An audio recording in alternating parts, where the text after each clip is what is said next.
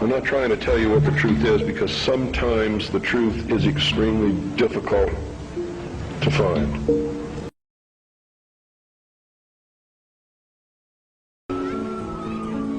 And I think these things need to be passed on to you.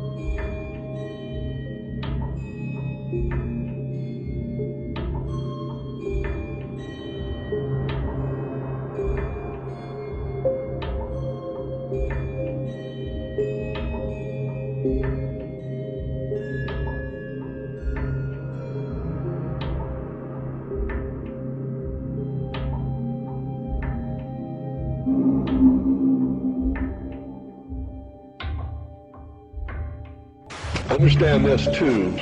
I'm not trying to tell you what the truth is, because sometimes the truth is extremely difficult to find.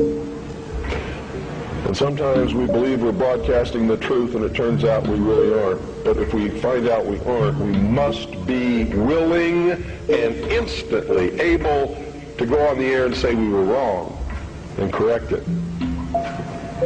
That's a responsibility that we all have to carry. It's embarrassing. I've had to do it several times because I'm a human being. I make mistakes too.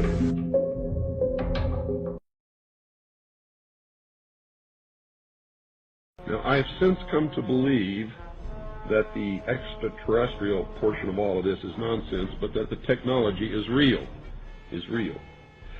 I believe that many of us were shown these documents over the years so that later we would talk about it. I mean, how can you keep the existence of extraterrestrials, if they were real, a secret? And how could anyone keep quiet knowing that they had seen documentation, official government documents labeled top secret, that expressed that these extraterrestrials were real and had visited this earth? I wanted to know just how true all of this was, and I began a program of research to find out if extraterrestrials were real. What I discovered was amazing. What I discovered, ladies and gentlemen, is that there has been a plan in existence since about 1917, and probably before that, to create an artificial extraterrestrial threat to this earth in order to create a one-world totalitarian socialist government. Experiments have been proposed to test the credibility of an out-of-our-world invasion threat. And it continues on another page. Nevertheless, an effective political substitute for war would require alternate enemies, some of which might seem equally far-fetched in the context of the current war system. It may be, for instance, that gross pollution of the environment can eventually replace the possibility of mass destruction by nuclear weapons as the principal substitute for war. Are you beginning to get the message, folks?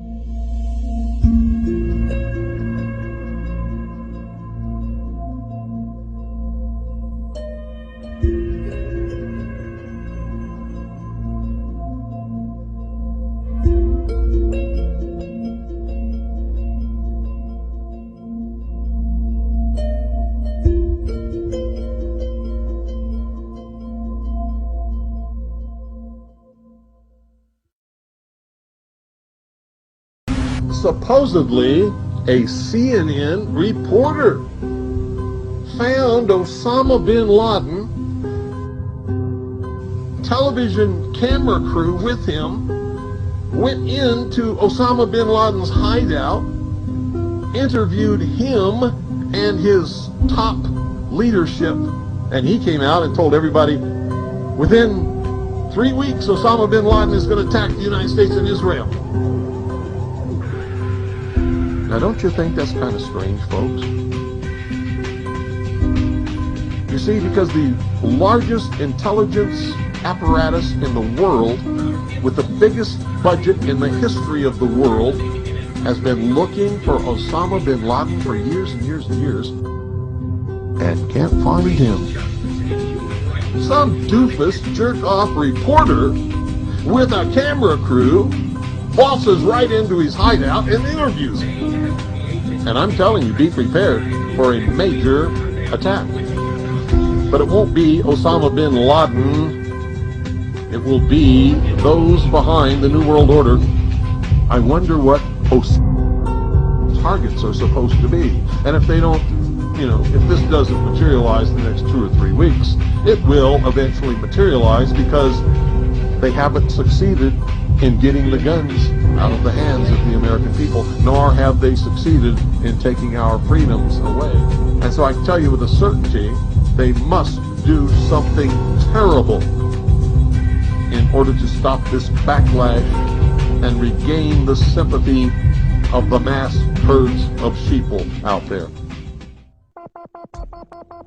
An Apache County Sheriff's deputy is in the hospital after being shot in the head by a so-called militia member. Now, what we know is that militia member is dead. Our Gary Harper has the very latest on what's going on with that story. Gary? Marty Scott, this all happened in a little town called Eager, Arizona, which is just on the eastern side of the state of Arizona. It's almost on the border of New Mexico. This is what we know so far. Sheriff's deputies, we understand, were trying to serve some type of arrest warrant on a man by the name of William Cooper. He's also known as Bill Cooper.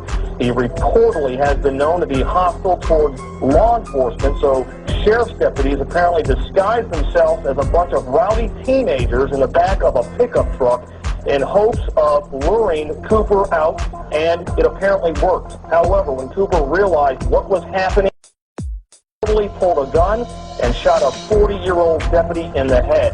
During the gunfight, Cooper himself was shot and he was killed. Now, this is what we know about Bill Cooper. Officials say he belongs to some kind of militia movement and has published several anti-establishment articles. He has a website, we understand, and on that website he acknowledges that there is an arrest warrant for him, but he writes, and we're quoting here, any attempt by any federal government agent or anyone else to execute the unlawful arrest warrants will be met with armed resistance.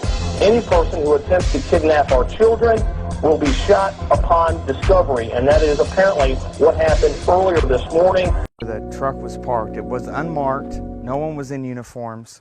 They did not identify themselves. That was it. They had said that in their briefings the very next day. They were parked here. They intentionally had a vehicle with an incredibly loud stereo system, and they made a lot of noise themselves, hooting and hollering. Bill came down and told them, this is based on the law enforcement people that told me this, that were involved that night. Bill told them if they didn't leave, he was calling the police, and they shunned him on. So he then turned around to go back to his home up there and call the police. Now, at that point, they were here, and he just basically turned right there, just out on this lot a little bit, and went on back. Right here out of this juniper was a spot I was told by law enforcement officials that the first deputy came out right at Bill's truck. He came out, and this is the point where Bill knocked him off sheerly with his arm, not ran over anything. So he made this little curve here, and this is where he stopped. At this point, according to law enforcement officials, from their briefing and then plus people on site right then, when he stopped, one more person approached the vehicle, but not running.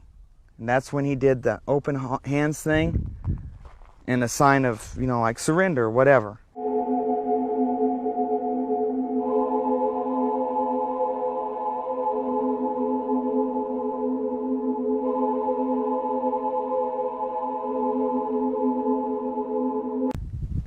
So they came zooming up here in a vehicle. He's avoiding them. He comes up on this bank. It was testified as that by the law enforcement reports, as well as the evidence on his vehicle that is what happened. The exhaust system was tore off the bottom. He then proceeded right there past the small elms and the driveway to the front of his yard.